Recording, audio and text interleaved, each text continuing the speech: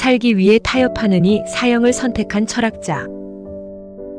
소크라테스는 오늘날 서양 철학의 뿌리와 같은 사람입니다. 무지를 아는 것이 곧 삶의 시작입니다. 실로 죽음을 두려워한다는 것은 지혜롭지도 않으면서 지혜로운 척하는 것일 뿐입니다. 그것은 자기가 알지 못하는 것을 아는 채 하는 것일 뿐입니다. 왜냐하면 누구라도 죽음을 모르며 그것이 인간에게 최고의 선인지도 모르는데 사람들은 죽음이 최악이라도 되는 듯이 두려워하고 있기 때문입니다. 이것이야말로 알지 못하는 것들을 안다고 하는 무지가 아니겠습니까? 죽음은 누구에게나 삶의 마지막 종착역입니다. 마지막 역에 도착한 사람들은 셀 수 없이 많습니다. 그들은 우리에게 아무런 얘기도 할 수 없습니다. 그러니 누구에게나 공평하지만 아무도 모르는 것입니다. 죽음을 두려워한다면 순국선열, 호국영령의 삶을 저버리는 것이 됩니다. 모두가 죽음을 두려워해 목숨을 건지기 위해 비참한 짓을 한다면 지금의 우리는 없기 때문입니다. 소크라테스는 자신의 신념을 지키기 위해서 죽음도 마다하지 않았습니다. 많은 사람이 소크라테스의 글을 보고 순국선열, 호국영령의 삶을 지혜롭게 볼 줄 아는 지성인이 되길 바랍니다. 그는 인간의 존재와 내면에 대해 탐구했습니다. 소크라테스는 인간은 알지 못함을 깨닫는 순간 알므로 한 발 더 다가설 수 있다고 믿었습니다. 그가 있었기에 제자인 플라톤을 거쳐 아리스토텔레스, 먼 훗날 데카르트와 칸트를 거쳐 현대까지 인간에 대한 심도 있는 탐구가 이루어질 수 있었습니다.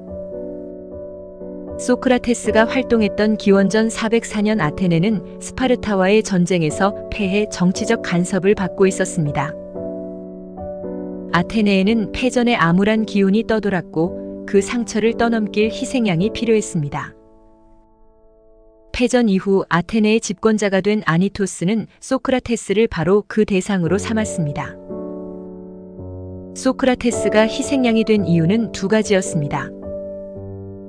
하나는 아니토스 반대파에 소크라테스 제자가 많았다는 점, 또 하나는 소크라테스를 미워하는 지식인이 많았다는 점입니다. 소크라테스는 평소에 정치인, 희곡 작가, 철학자 등과 같은 지식인들을 찾아다니며 설전을 벌여 이겨 명성을 떨쳤습니다. 이 때문에 소크라테스를 곱지 않은 시선으로 보는 사람이 많았습니다. 특히 당시 아테네의 주류 지식인 집단 소피스트들의 미움을 받았습니다. 소피스트는 아테네를 중심으로 활동한 그리스 지식인, 철학자들을 일컫는 말입니다. 소크라테스가 살던 아테네에서 소피스트들은 비싼 수업료를 받고 주로 웅변술, 논증법 등을 가르쳤습니다.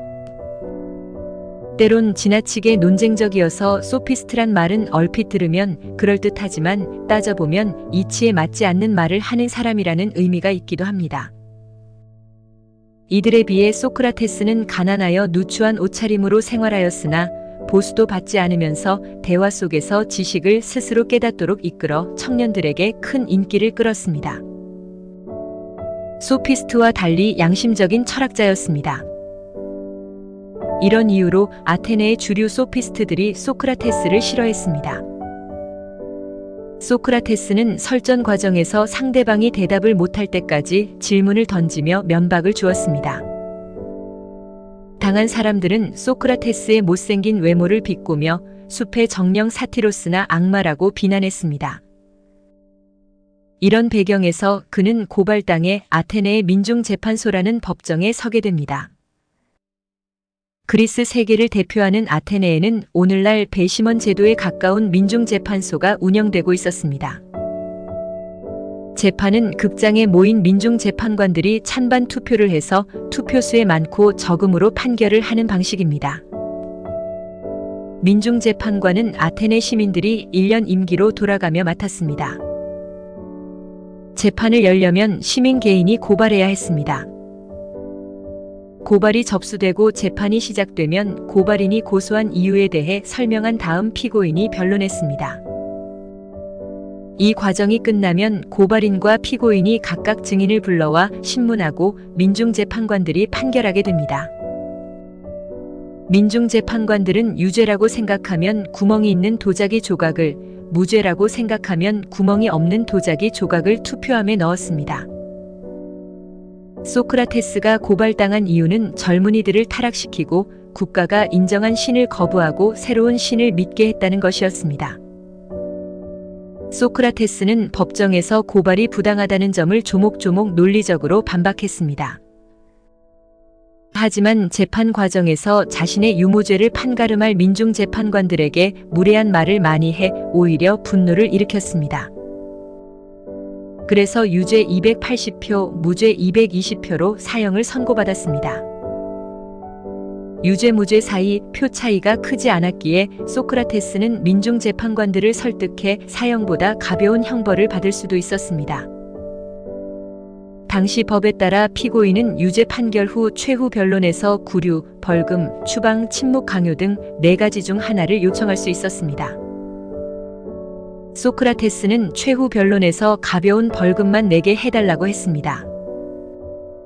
문제는 그가 뉘우치는 기색 하나 없이 푼돈에 지나지 않는 금액을 벌금으로 내겠다면서 민중재판관들의 심기를 더욱 건드린 것입니다. 국비로 나에게 평생 향응을 제공하라는 조롱 섞인 요구까지 하려는 것을 제자들이 만류했습니다. 민중재판관들은 더욱 분노해 소크라테스에게 사형 360표, 벌금형 140표란 압도적 차이로 사형을 확정했습니다.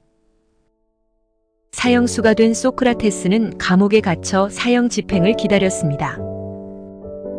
친구가 찾아와 아테네에서 탈출해 다른 도시로 망명하라고 조언했습니다. 하지만 소크라테스는 내가 도망치면 고발 내용이 모두 사실임을 인정하는 꼴이라며 받아들이지 않았습니다. 그러고는 결국 담담하게 독약을 들이켜 생을 마감했습니다. 현대 재판 제도와 비교해 봤을 때 아테네 재판 방식의 허술함을 몇 가지 찾아볼 수 있습니다. 우선 피고인에게는 고발인과 증인에게 반대로 질문할 기회가 주어지지 않았습니다.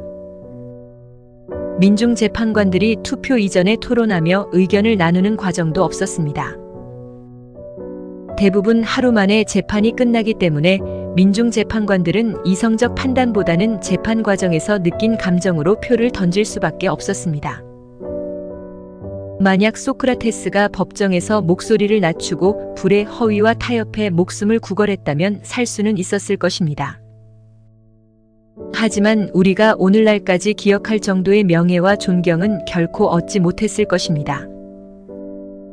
어쩌면 그는 자기 죽음이 옳았음을 역사 속에서 증명하고 있는 것이 아닐지 생각해 봅니다. 소크라테스는 어떤 글이나 저서를 자신이 남기지 않았습니다. 그의 제자 혹은 지인들, 대표적으로 플라톤이나 크세노폰, 아리스토파네스 등이 남긴 저수를 통해서만 그의 삶을 들여다볼 수 있습니다.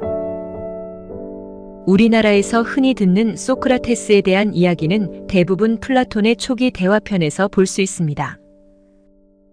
살기 위해서 먹어야지 먹기 위해서 살아서는 안 됩니다. 반성하지 않는 삶은 살 가치가 없습니다. 남의 책을 많이 읽어야 합니다. 남이 고생하여 얻은 지식을 아주 쉽게 내 것으로 만들 수 있고 그것으로 자기 발전을 이룰 수 있습니다. 부자가 되기 위한 욕심보다 독서로 더 다양한 지식을 취하도록 해야 합니다. 부는 일시적인 만족을 줄 뿐이지만 지식은 평생토록 마음을 부자로 만들어줍니다. 인간의 삶 속에서 영원한 것은 없다는 것을 반드시 기억해야 합니다. 그렇기에 번창할 때 지나치게 기뻐하거나 역경 속에서 지나치게 우울해할 필요가 없습니다. 인생의 시초는 곤란입니다. 그러나 성실한 마음으로 물리칠 수 없는 곤란이란 거의 없습니다. 더 나은 삶을 계속 찾는 것이 최고의 삶을 사는 것입니다. 행복의 비밀은 무엇을 추구하는 게 아니라 만족하며 사는 법을 배우는 데 있습니다. 가장 적은 것으로도 만족하는 사람이 가장 부유한 사람입니다. 우리가 존중해야 하는 것은 부유한 삶이 아니라 올바른 삶입니다. 인생을 산다는 것이 중요한 게 아니라 올바르게 잘 사는 것이 중요합니다. 덕이 높은 사람들은 모두 스스로의 노력에 의해 위대해졌습니다. 세상을 움직이려면 먼저 나 자신을 먼저 움직여야 합니다. 누구도 나의 허락 없이는 나를 불행하게 만들 수 없습니다. 감사합니다.